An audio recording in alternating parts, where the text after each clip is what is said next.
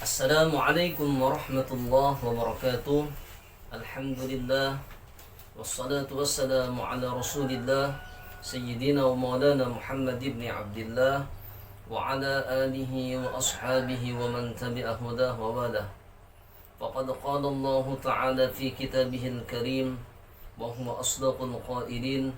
A'udzu billahi minasy syaithanir rajim. Ala inna awliya Allahi la khawfun alaihim wa la hum yahzanun alladhina amanu wa kanu yattaqun lahumul bushra fil hayatid dunya wa fil akhirah la tabdila li kalimatillah wa dhalika huwal fawzul azim. Wa qala habibuna sallallahu alaihi wa alihi wa sallam udhkuru mahasina mautakum wa kufu an masawihim. Sadaqallahul azim wa sadaqa rasuluhun nabiyul karim wa nahnu ala dhalika minasyahidin wa syakirin. Alhamdulillah, sekarang kita bertemu kembali. Semoga kita selalu istiqamah dalam kebaikan dan tentunya menyebarkan dan menebarkan kebaikan. Dalam kesempatan kali ini kami akan membacakan manaqib salah satu waliyun min awliyaillahi ta'ala yang tidak kalah terkenal, yaitu Al-Habib Ali bin Muhammad Al-Habsyi, yaitu beliau pengarang dari kitab Maulid Simtut Durar. Beliau adalah seorang pemimpin, seorang yang arif billah, orang yang kenal dengan Allah, seorang yang saleh yang tenggelam dalam mencintai Allah dan Rasulullah, seorang ulama yang menghidupkan syariat Rasulullah sallallahu alaihi wa alihi wasallam. Al-Habib Ali adalah anak Al-Habib Muhammad bin Husain bin Abdullah bin Syekh bin Abdullah bin Muhammad bin Husain bin Al-Habib Al-Imam Ahmad Al-Habsyi sahibi Syi'ib bin Muhammad Asghar bin Alwi bin Abu Bakar bin Ali bin Ahmad bin Muhammad Asadillah bin Hasad At-Turabi bin Ali bin Al-Faqih Al-Muqaddam Muhammad bin Ali bin Muhammad Sahib Mirbat bin Ali Khala Qasam bin Alwi bin Muhammad bin Alwi bin Ubaidillah bin Al-Muhajir ilallah Ahmad bin Isa bin Muhammad An-Naqib bin Ali Al-Uraydi bin Ja'far As-Sadiq bin Muhammad Al-Baqir bin Ali Zainal Abidin bin Husain bin Fatimah Az-Zahra bintu Sayyidir Rasul sallallahu alaihi wa alihi wasallam. Jadi nasab beliau sampai kepada nasabnya baginda Rasul sallallahu alaihi wa alihi wasallam. Tidak diragukan lagi, beliau adalah keturunan, bukan hanya keturunan Rasulullah sallallahu alaihi wa alihi wasallam, namun beliau adalah kebanggaan Rasulullah sallallahu alaihi wa alihi wasallam. Kenapa demikian? Karena beliau menghidupkan syariat Rasulullah sallallahu alaihi wasallam. Beliau menghidupkan sunnah-sunnah baginda Rasulullah sallallahu alaihi wa alihi wasallam. Kenapa demikian? Karena Rasulullah sallallahu alaihi wa alihi wasallam sendiri yang bersabda, "Man ahya sunnati faqad ahabbani wa man ahabbani kana ma'i fil jannah." Barang siapa menghidupkan sunnah-sunnahku, maka orang tersebut sungguh cinta lawan aku, sungguh cinta kepadaku, dan barang siapa cinta kepadaku, maka nanti bersamaku dalam surga. Semoga dengan berkat kita membaca manaqib beliau, kita pun termasuk orang-orang yang cinta kepada baginda Rasulullah sallallahu alaihi wasallam, orang-orang yang berpegang dengan orang yang tadinya sampai kepada Rasulullah sallallahu alaihi wasallam, baik dari segi nasab ataupun dari segi keilmuan atau amal ibadah mereka. Ibunya bernama Syarifah Alawiyah bintu Al-Habib Husain bin Ahmad Al-Hadi Al-Jufri, dari dzurriyyat Al-Habib Abdurrahman bin Muhammad Al-Jufri. Jadi beliau, ayah dan ibu beliau silsilahnya sampai kepada Rasulullah sallallahu alaihi wa alihi wasallam. Bayangkan, dua-duanya, ibu dan ayahnya adalah zuriat Rasulullah sallallahu alaihi wasallam. Ini suatu kebanggaan, ini suatu pilihan dari Allah Subhanahu wa taala. Allah pilih Habib Ali yang mana beliau, ayah dan ibu beliau adalah zuriat Rasulullah sallallahu alaihi wasallam. Ditambah lagi keilmuan beliau. Bayangkan, ini adalah anugerah yang begitu besar.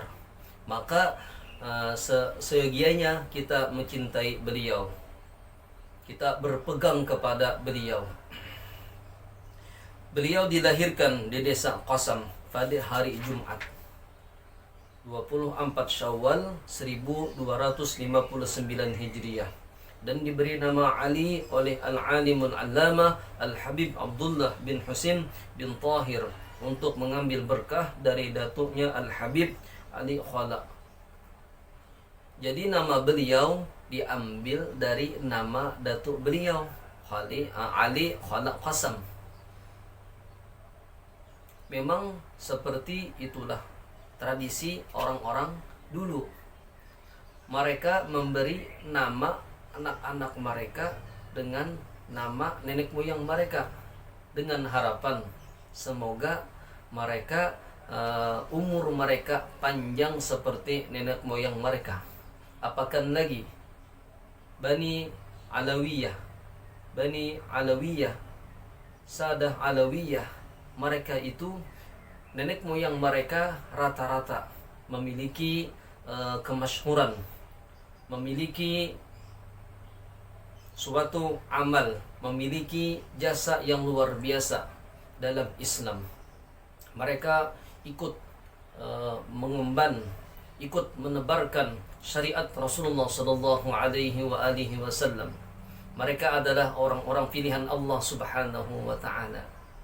Jadi Habib Abdullah bin Husin bin Tahir memberi nama untuk Habib Ali berdasarkan nama datuk beliau, yaitu Ali Khala Qasam. Hari-hari beliau berlalu dalam curahan kasih sayang kedua orang tuanya.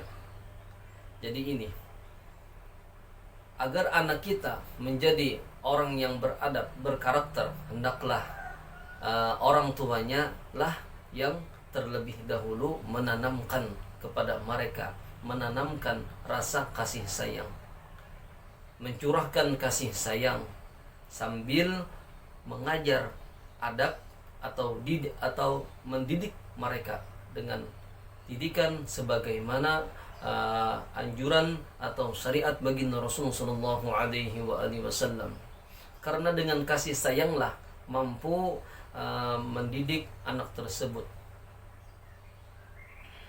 Karena bila anak kita didik dengan kasih sayang, maka apapun yang kita ajarkan kepada mereka, maka mereka akan menuruti. Mereka akan mematuhi segala sesuatu yang kita sampaikan. Sebagaimana kata baginda Rasul, Qul biyaminik, makanlah olehmu biyaminik, dengan tangan kanan. Atau lagi kita ajarkan kepada anak-anak kita dengan penuh kasih sayang, wahai anakku, sebelum makan hendaklah baca Bismillahirrahmanirrahim. Seperti itulah tata cara baginda Rasulullah sallallahu alaihi wasallam kepada sahabat-sahabatnya dengan penuh kasih sayang, sehingga mereka akan menuruti atau mentauladani segala sifat baginda Rasulullah sallallahu alaihi wasallam. Sebagaimana disebutkan dalam Al-Qur'an, fa in kunta faddan ghalidhal qalbi lam faddu min hawlik. Wahai kekasihku Muhammad, jika engkau keras hati, engkau bersifat keras, engkau bersifat pemarah, niscaya mereka akan lari dari sisi engkau. Maksudnya, hendaklah ketika kita berdakwah, ketika kita mengajak orang, hendaklah dengan cara yang baik, dengan penuh kasih sayang, terlebih-lebih kepada anak kita sendiri. Begitulah yang diajarkan oleh orang tuanya Habib Ali. Beliau mencurahkan kasih sayang kepada anak beliau, yaitu Habib Ali. hingga ketika mencapai usia tamyiz, jiwanya telah dipenuhi dengan cahaya Al-Quran. Karena kata baginda Rasul sallallahu alaihi wasallam, "Addibu auladakum bisalasi khisalin." Kalau kamu ingin anak kamu menjadi orang yang beradab, orang yang berkarakter, orang yang sukses dunia dan akhirat, maka tanamkanlah di hati mereka 3 poin. Apa 3 ini? Yang pertama, hubbi nabiyikum. Tanamkanlah di hati mereka cinta kepada nabi kamu. Bagaimana akhlak nabi, bagaimana sifat nabi. Tentu kita sudah tahu semua. Allah sendiri menyebutkan dalam Al-Quran, wa innaka la'ala khuluqin azim. Akhlak Rasulullah sungguh luar biasa. Jadi kita tanamkan kepada mereka, kepada anak-anak kita, bagaimana cinta kepada nabinya. Yang kedua, wa hubbi ahli baitih. Tanamkanlah di hati mereka cinta kepada keluarga Nabi sallallahu alaihi wasallam. Karena keluarga Nabi pun mereka sifatnya seperti Rasulullah sallallahu alaihi wasallam. Dan yang ketiga poinnya, wa tilawatil Quran, dan ajarkanlah kepada mereka tilawatil Quran, membaca Al-Quran. Karena Quran sendiri menyebutkan dalam Al-Quran, Alif Lam Mim, dzalikal kitabu la raiba fihi hudal lil muttaqin. Quran itu menjadi petunjuk lil muttaqin, agar anak kita menjadi orang-orang yang takwa, orang-orang yang mampu menyejukkan hati kita, orang-orang yang mampu nantinya, anak-anak yang mampu nantinya menyebabkan kita gembira, anak-anak yang mampu menyebabkan kita selalu tersenyum. Bahkan disebutkan dalam Al-Quran, Rabbana hablana min azwajina wa dhurriyyatina qurrata a'yun waj'alna lil muttaqina imama. Ya Allah, jadikanlah istri kami dan anak-anak kami mereka-mereka yang mampu menyejukkan hati kami, dan mereka mampu menjadi ikutan bagi orang-orang beriman, bagi orang-orang yang bertakwa. Masya Allah. Al-Habib Ali radhiyallahu an pernah berkata, aku lahir di desa Qasam, suatu desa yang dinisbahkan kepada Sayyidina Ali bin Alwi Khalaq Qasam. Jadi beliau lahir di sebuah desa yang bernama desa Qasam. Semoga Allah Subhanahu wa taala memberi kita manfaat dengannya. Di desa ini Al-Habib Ali bin Alwi Khalaq Qasam, cucu beliau tadi, kakek beliau yaitu Ali bin Alwi Khalaq Qasam, nenek moyang beliau bercocok tanam di desa yang penuh dengan cahaya. Bayangkan, ulama besar, wali Allah Subhanahu wa taala, Ali bin Alwi Khalaq Qasam. Beliau menyembunyikan kewalian beliau, beliau menyembunyikan keilmuan beliau dengan cara bercocok tanam sebagaimana rakyat, sebagaimana manusia biasa, yaitu beliau berbaur dengan orang-orang yang lainnya. Memang seperti itulah para Sadatun Alawiyah. Mereka dulu selalu menyembunyikan amal-amal mereka, menyembunyikan keilmuan mereka. Mereka berbaur dengan orang-orang seperti biasa. Bahkan orang tidak tahu bahwa mereka adalah orang yang alim, bahwa mereka adalah waliyun min awliyaillahi ta'ala. Kenapa demikian? Karena sitrul aurat wajibun wa sitrul karamah aujab.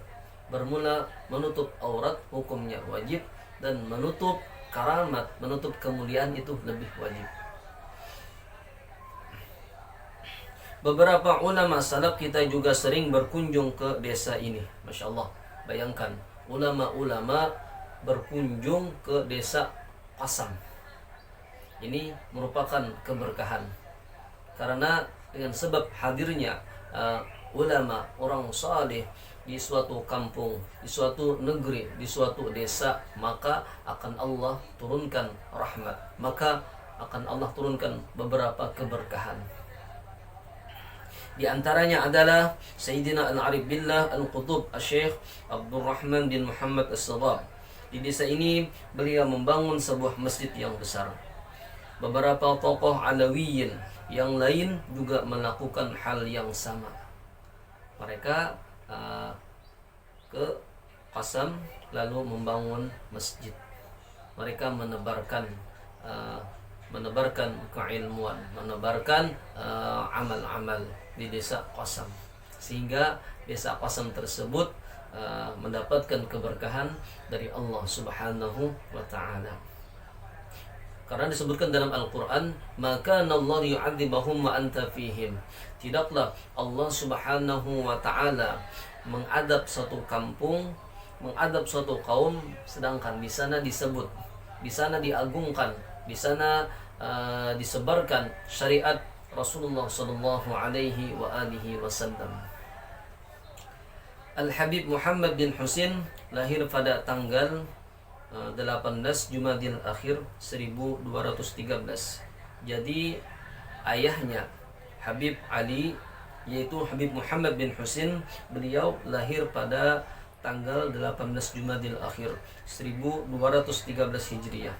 Beliau menghabiskan seluruh usianya untuk belajar dan mengajar. Bayangkan orang tua atau ayahanda dari Habib Ali, beliau menghabiskan usianya untuk belajar dan mengajar. Karena kata baginda Rasul sallallahu alaihi wasallam, utlubul ilma minal mahdi ilal lahdi. Tuntutlah ilmu, cari dan sebarkan ilmu mulai minal mahdi, dari ayunan, dari buayan, ilal lahdi, sampai ke liang lahat, sampai meninggal. Jadi beliau Habib Muhammad bin Husin, orang tua atau ayahanda dari Al-Habib Ali, beliau mendedikasikan umur, usia, serta jiwa dan raga beliau untuk belajar dan mengajar. Semoga ini bisa menginspirasi kita semua tetap belajar dan mengajar. Tetap belajar dan mengajar. Sekalipun kita sudah mengajar, namun hendaklah kita tetap juga belajar, berdakwah dan beribadah.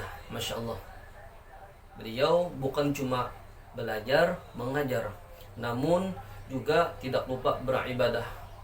Memang seperti itulah kerjaan atau amaliyah Sadatun Alawiyin. Mereka seperti itu. Siang mereka mengajar, malam mereka beribadah kepada Allah Subhanahu wa taala. Adapun ibu dari Habib Ali, yaitu Hubabah Alawiyah. Hababah Alawiyah lahir di Shibam tahun 1240 Hijriah. Beliau seorang sayyidah salihah al-arifah. Jadi ibu Habib Ali, beliau adalah seorang sayyidah. Maksudnya beliau adalah dzurriyyat Rasulullah sallallahu alaihi wasallam, sayyid.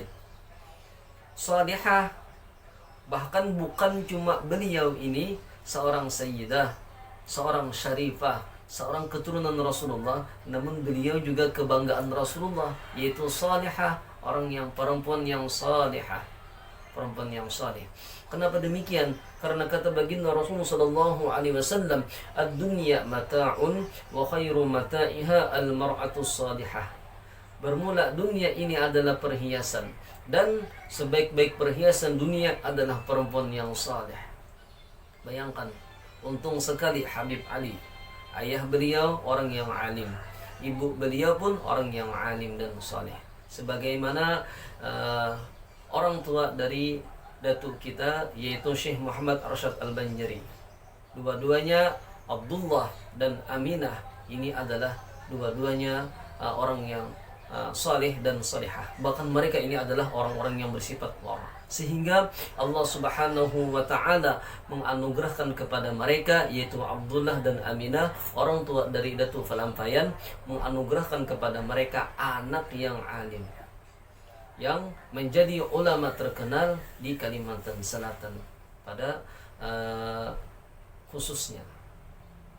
dikarenakan orang tua mereka yaitu saleh dan salihah, alim dan alimah, arif dan arifah. Jadi hendaklah kita terlebih dahulu, kalau kita pengen anak kita menjadi orang yang saleh, anak kita menjadi anak yang salihah, maka terlebih dahulu kita jadikan diri kita orang yang saleh, orang yang salihah. Niscaya akan Allah berikan keturunan-keturunan yang saleh dan yang salihah. Yang mana ibu beliau pun ad-da'iyah ilallah, berdakwah di jalan Allah Subhanahu wa ta'ala. Beliau pun juga mengajar. Lagi beliau sangat gemar mengajar dan berdakwah, luar biasa. Dua-duanya, ayah beliau pun mengajar, ibu beliau pun mengajar. Dan mereka ini dua-duanya keturunan Rasulullah yang sangat dibanggakan oleh Habibuna Muhammad sallallahu alaihi wasallam. Luar biasa. Semoga ini bisa menginspirasi kita semua. Al-Habib Ali radhiyallahu an pernah berkata, Al-Habib Abdullah bin Husin bin Tahir berkata, Muhammad bin Husin Al-Habsyi adalah seorang yang siddiq dalam berdakwah, orang yang benar, siddiq, orang yang ikhlas beribadah atau berdakwah kepada Allah. Jadi Al-Habib Abdullah bin Husin bin Tahir berkata, ini adalah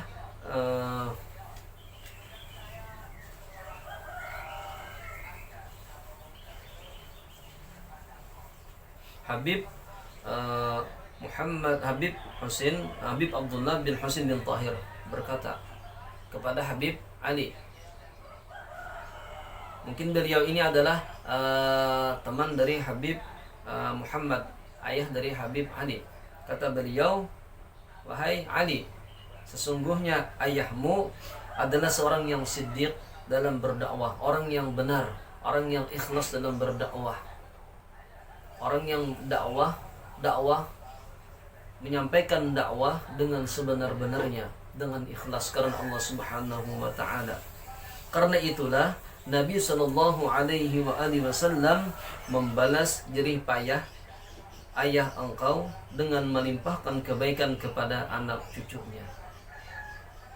Jadi kata Habib Abdullah bin Husin bin Tahir, wahai Ali, tahukah engkau dan saudara-saudara engkau akan mendapatkan limpahan rahmat dari Allah Subhanahu wa ta'ala, keberkahan dari Allah. Kenapa demikian? Karena atas jasa-jasa ayahmu berdakwah di jalan Allah dengan dakwah yang sebenar-benarnya.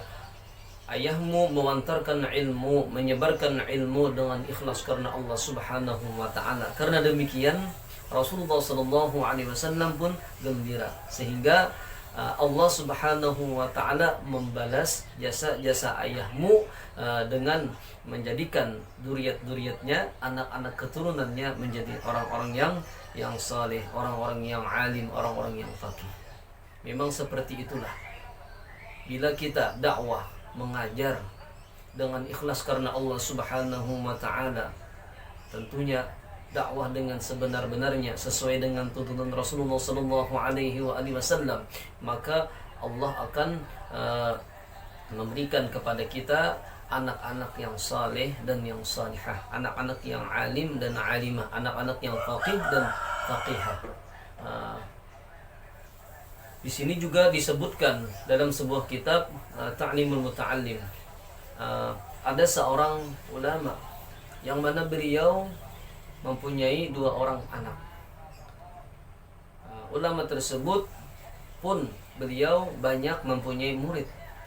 Lalu pernah suatu ketika ada orang yang pengen belajar dengan beliau, yang mana waktu beliau ketika pagi itu untuk mengajar anak-anak beliau. Anak beliau ada 2. Lalu waktu pagi itu memang rutinitas pagi untuk mengajar anak-anak beliau. Namun ada orang yang datang ke rumah beliau minta diajarkan kepada beliau. yang mana orang ini datang dari tempat yang begitu jauh. Maka beliau pun rela merubah jadwal anak-anak beliau dari belajar ketika di waktu pagi, dipindah jam belajarnya di waktu hampir tengah hari. Lalu anak ini pun seolah-olah protes, "Wahai ayahku, kenapa kamu pindah jam belajar kami? Jam belajar kami dari pagi, kenapa kamu pindah ke tengah hari?" Lalu kata ayah beliau, "Maaf anakku, aku merasa kasihan dengan orang-orang yang datang kepadaku. Kalau mereka belajar ketika tengah hari, maka akan kepanasan. Nanti pulangnya mereka akan pulang dalam keadaan cuaca yang panas karena tengah hari. Jadi lebih baik saya pindah jamnya menjadi jam tengah hari, sedangkan orang-orang yang mau belajar kepada saya tadi saya berikan waktu pagi." Maka anaknya pun menyetujui. Maka dengan sebab itulah apa yang terjadi. Maka anak orang tersebut yang 2 orang, maka dua-duanya menjadi kebanggaan umat. Mereka dua-duanya menjadi orang-orang yang sangat berjasa bagi umat Islam. Allah jadikan dua-dua ini menjadi orang yang saleh dan orang yang faqih, orang yang alim, faqihuddin. Mereka faqih, mereka paham, mereka alim dalam urusan agama. Dikarenakan kenapa? Karena orang tuanya tadi sayang atau lebih mementingkan kepada murid-murid yang lain. Namun tadi tetap mengajarkan atau tetap mengajari anaknya. Kenapa? Karena Rasulullah SAW sendiri yang bersabda, "Innallaha fi 'aunil 'abdi ma kana fi 'auni akhihi." Sesungguhnya Allah Subhanahu wa taala akan membantu hambanya selama hamba tadi membantu orang lain. Jadi seandainya para guru-guru mereka tidak pol mengajari anak mereka karena mungkin sibuk mengajari anak orang lain, maka dengan sebab mereka cukup mengajari anak orang lain, maka Allah pun akan mendidik, mentarbiyah anak mereka. Seperti cerita tadi, mereka lebih fokus mengajari orang-orang yang datang ke rumah mereka dan tidak terlalu fokus mengajari anak mereka. Namun Allah balas jasa mereka karena mereka tadi menolongi orang lain. Di antara nasihat dan wasiat Al-Habib Muhammad bin Husain Al-Habsyi. Jadi ayahanda dari Habib Ali berwasiat atau bernasihat. Jadi ini adalah nasihat dari ayahanda Habib Ali bin Muhammad bin Husain Al-Habsyi yang merupakan menjadi inspirasi, menjadi penyemangat Habib Ali. Apa kata beliau? Yang pertama, jangan sampai kamu tidak mempelajari ilmu alat seperti ilmu nahu dan ilmu sarf. Ini memang seperti itulah Sadatun Alawiyah, para habaib, para zuriat Rasulullah SAW. Mereka lebih fokus dalam ilmu alat. Mereka tidak terlalu mementingkan dalam segi ceramah atau dakwah, namun mereka lebih fokus kepada belajar kitab, yaitu supaya belajar kitab, bisa membaca kitab tata cara bahasa Arab, yang mana bahasa Arab atau kitab kuning kadang itu tidak ada barisnya, tidak ada harakatnya. Maka tadi caranya agar bisa memberikan harakat atau baris kepada kitab, maka dengan cara mempelajari ilmu nahu dan ilmu sarf. Karena ilmu nahwu dan ilmu sharaf ini adalah wasilah. Karena ilmu alat merupakan dasar dan perantara untuk memahami semua ilmu-ilmu. Bayangkan, para Bani Sa'adah, Bani Alawiyah, dulu mereka menanamkan kepada anak-anak mereka jangan sampai meninggalkan belajar ilmu alat seperti ilmu nahwu. Bahkan disebutkan dalam kitab Mukhtasar Jiddan, sebab musabab dikarangnya kitab nahwu, yaitu kalau nggak salah pada zaman Sayyidina Ali. Ketika itu sahabat berjalan, lalu ada mereka melihat sahabat sedang melatih anak-anak mereka memanah. Tapi ternyata panahan anak mereka tadi kurang tepat sasaran, tidak tepat sasaran. Lalu mereka mengungkapkan kata-kata. Namun kata-kata tadi yang mereka ungkapkan itu ternyata salah, tidak sesuai dengan tuntutan nahwu atau kaidah ilmu nahwu. Lalu apa kata Sayyidina Ali? Sesungguhnya lahnukum, salahnya kamu dalam tata bahasa Arab itu lebih mudarat daripada salahnya kamu dalam memanah. Bayangkan.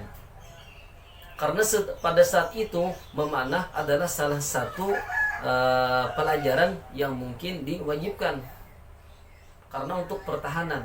Namun ketika sahabat tadi mereka salah dalam menyebutkan kalimat dalam bahasa Arab, kalau dalam bahasa Arab namanya lahnun, salah dalam pengucapan bahasa, dalam pengucapan tata cara bahasa Arab atau nahwu. Lalu kata beliau, lahnukum, salahnya kamu dalam pengucapan bahasa Arab, pengucapan tidak sesuai dengan kaidah nahwu itu lebih bahaya, lebih mudarat daripada panahan kamu. Bayangkan pentingnya belajar ilmu nahwu dan ilmu sharaf. Dan lagi ada sahabat membaca Al-Quran. Dalam Al-Quran, dalam surah Taubah, innallaha bari'um minal musyrikin wa rasulih. Sahabat membaca dengan wa rasulih, dengan jar majrur, dengan baris khafat, baris di bawah, rasulih. Sedangkan di Al-Quran wa rasuluh. Ini bahaya. Kalau kita maknai innallah, sesungguhnya Allah bari'un, berlepas, minal musyrikin, dari orang musyrik, wa rasulih, dan dari rasul-rasulnya. Maksudnya Allah tidak memperhatikan, Allah tidak memperdulikan kepada orang musyrik, memang benar, dan Allah pun tidak memperdulikan kepada rasul. Ini jelas salah, pemahaman yang salah. Maka dari itulah sepakat ulama dalam ilmu nahwu ada yang dinamakan pelajaran babul ataf.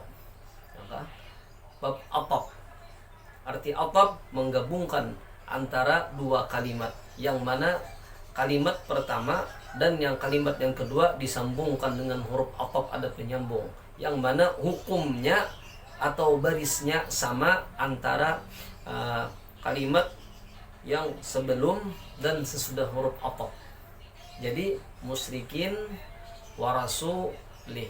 Namun di sini wa rasuluh, wawunya bukan waw ataf, namun wawunya waw ibtida.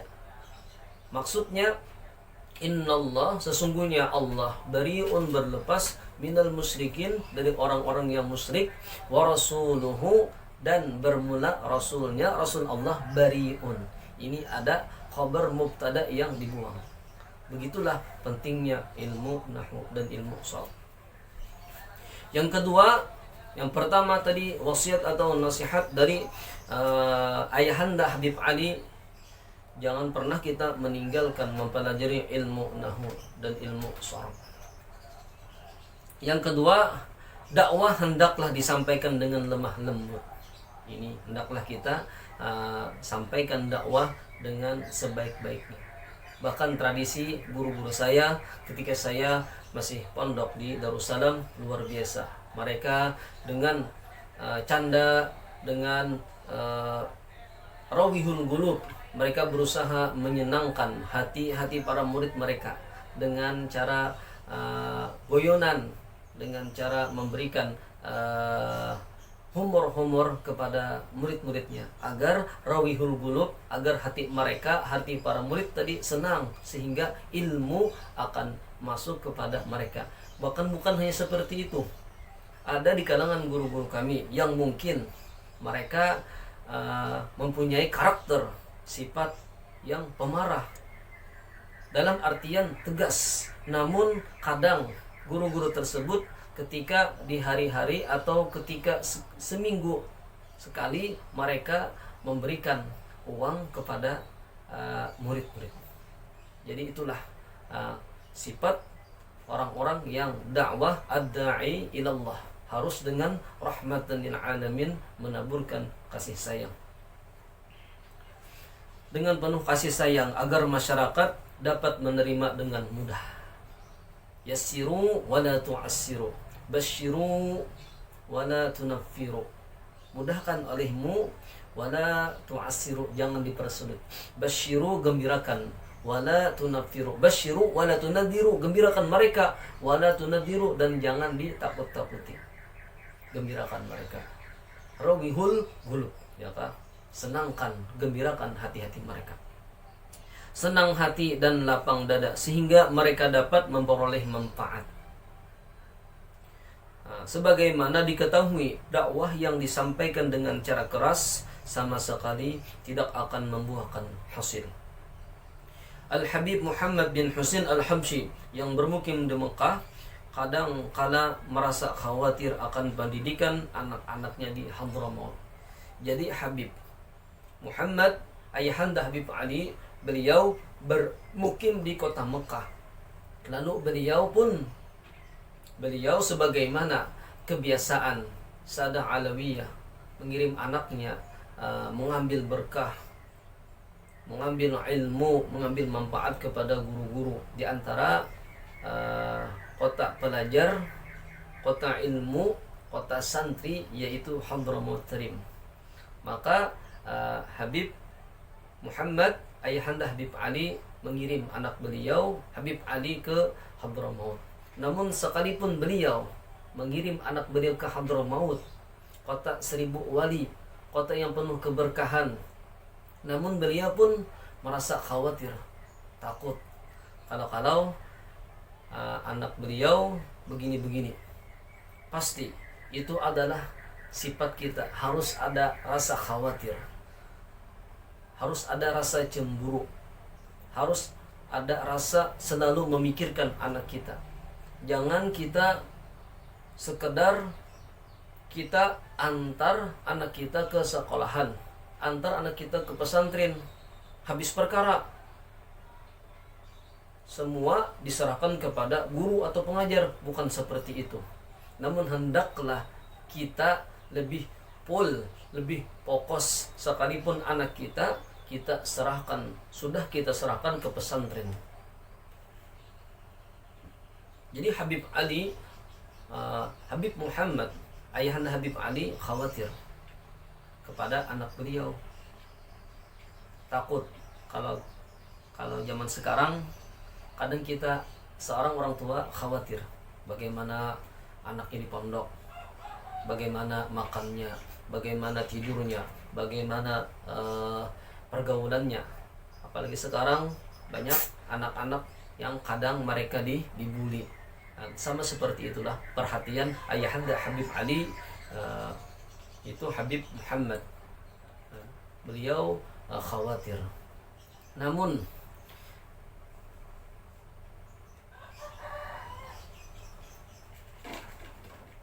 Al-Habib Abdullah bin Husin bin Tahir berkata, teman beliau, kepada Al-Habib Muhammad bin Husin Al-Habsyi, kata beliau, la tahtamma bi tarbiyati auladik fa'alayya tarbiyatuhum, yakni min haisul batin. Kata Habib Muhammad bin Husin, kata Habib Abdullah bin Husin bin Tahir berkata, wahai Muhammad, wahai ayahanda Habib Ali, janganlah engkau risau tarbiyah anak-anak engkau. Kau jangan takutan, kau jangan khawatir tarbiyah anak engkau. Akulah yang akan mendidik mereka itu secara batin. Nah, luar biasa. Dari Mekah mampu mentarbiyah rohaniyah orang yang ada di Hadramaut. Inilah memang tradisi Sa'adah Alawiyah. Mereka jauh di mata namun dekat di doa. Bayangkan, jauh di mata namun dekat di doa. Maka hendaklah kita sebagai orang tua, sekalipun kita antar anak kita ke pondok, maka sering-seringlah kita berkunjung menziarahi para orang-orang saleh, para wali Allah. Seraya kita mendoakan, minta doa kepada mereka untuk anak-anak kita. Karena dengan doa mereka lah anak-anak kita mampu menjadi orang-orang yang saleh, orang-orang yang adil. Karena tradisi orang-orang ulama-ulama kita zaman dulu, mereka kadang yang mentarbiyah mereka bukan hanya guru-guru yang hadir, guru-guru yang ada di situ, namun kadang yang mentarbiyah mereka ada guru-guru yang jauh. Mereka mentarbiyah melewati rohaniyah, melewati alam mimpi atau secara rohaniyah. Sekalipun mereka enggak bertemu secara jasad, namun mereka mengajarkan kepada mereka, memberikan ilmu melewati alam roh. Sebagaimana guru kita Syekhuna Muhammad Zaini bin Abdul Ghani, beliau diajarkan melewati alam roh oleh Syekh Zunaid Brau. Bayangkan, padahal Syekh Zunaid Brau, beliau ini sudah lama telah wafat meninggal, namun beliau mentarbiyah guru sekumpul Syekh Zaini melewati tadi alam roh. Ini harapan kita. Roh Sa'adah Alawiyah mereka nantinya mentarbiyah. Inilah Sa'adah Alawiyah menganjurkan kepada kita untuk selalu bertawassul, untuk selalu menghadiahkan Fatihah kepada mereka, agar roh-roh para leluhur kita, khususnya para Sa'adah Alawiyah, memberikan nasihat, memberikan manfaat, memberikan petunjuk kepada kita semua. Adapun guru-guru Al-Habib Ali dalam ilmu dan pendidikan, yang pertama ayahnya sendiri Al-Habib Muhammad bin Husain Al-Habsyi, yang kedua Al-Muallim As-Salih Abdul Hamid bin Sa'idan Ubudi, yang ketiga Al-Imam Al-Kabir Al-Habib Abdullah bin Husain bin Tahir.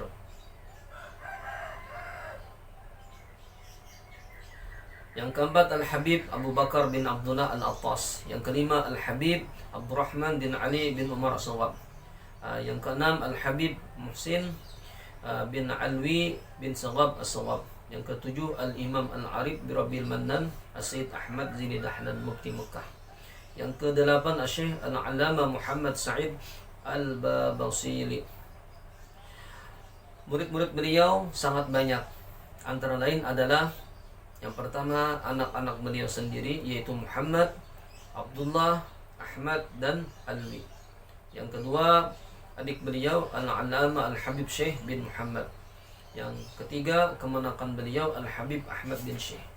Jadi yang pertama beliau ajarkan kepada keluarga beliau. Karena kata Allah Subhanahu wa taala dalam Al-Qur'an, "Qu anfusakum wa ahlikum nara." Peliharalah diri kamu dan keluarga kamu dari api neraka.